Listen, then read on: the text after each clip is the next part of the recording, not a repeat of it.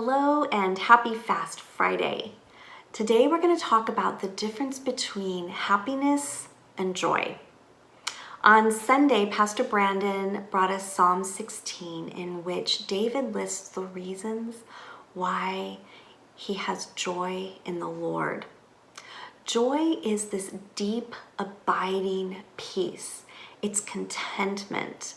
It's felt deep within the soul and is based on truth and connection in a meaningful way to the God who is the source of joy. Joy is found in trusting God. Romans 15:13 says, "May the God of hope fill you with joy and peace in believing." The NIV says, "May the God of hope fill you with all joy and peace as you trust in him."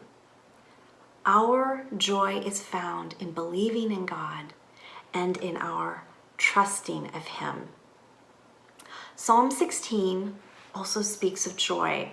In verse 8, David says, "I have set the Lord always before me." David had made God his world view, the lens through which he perceived all of life and his own circumstances.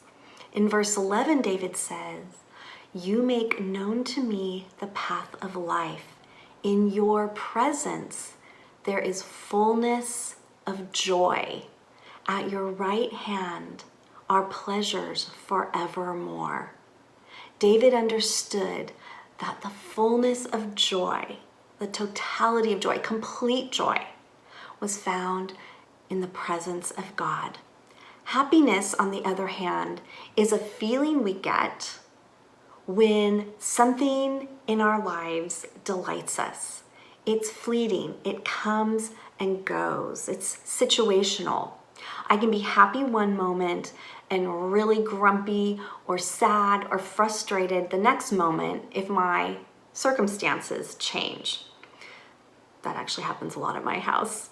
Here's an example by me. Here's an example of the difference between happiness and joy. I live on a hill, and so when it rains, we get these streams of water running down the street. And after it's been raining for a while, everything's all clean and shiny, and I can look out and just see these lovely little streams of water. And I'm at the top of the hill, so they're just fun to watch. I don't have to worry about what happens at the bottom of the hill. But these streams of water are circumstantial. They depend on whether it rains or doesn't rain. And in El Segundo, it doesn't rain very much.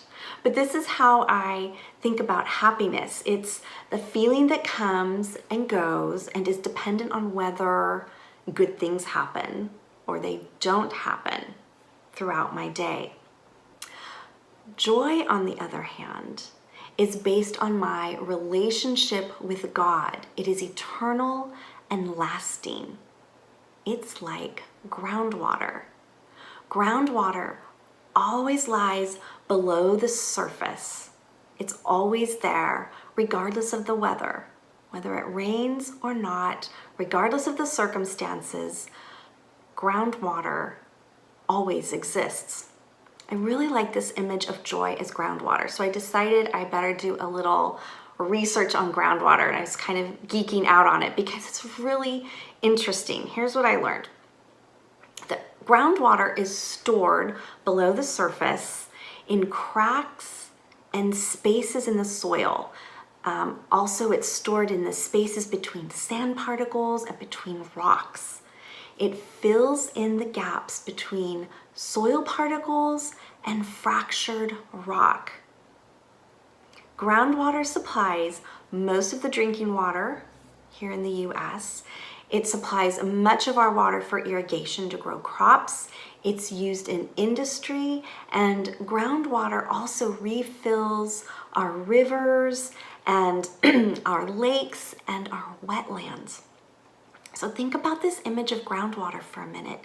It fills in the cracks and crevices under the surface and is stored there, much like true joy soaks into the spaces of our heart and remains there regardless of changing weather or circumstances. Groundwater, like joy, is dependable, unlike rain. In Psalm 16, we get a taste of the difference between abiding joy and happiness.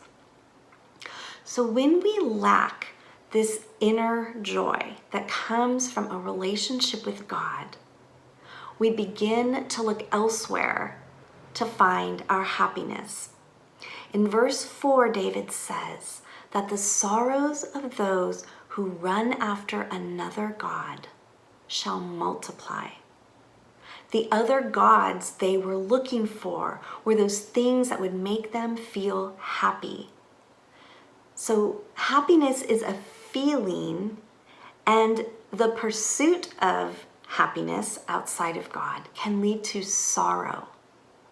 Whereas joy, true joy, based on God, is a state of mind and a position of the heart.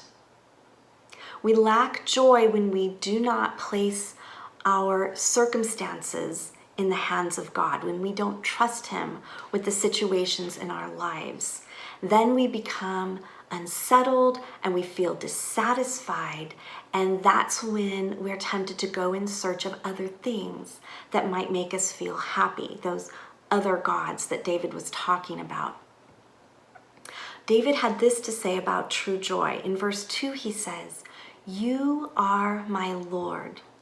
I have no good apart from you."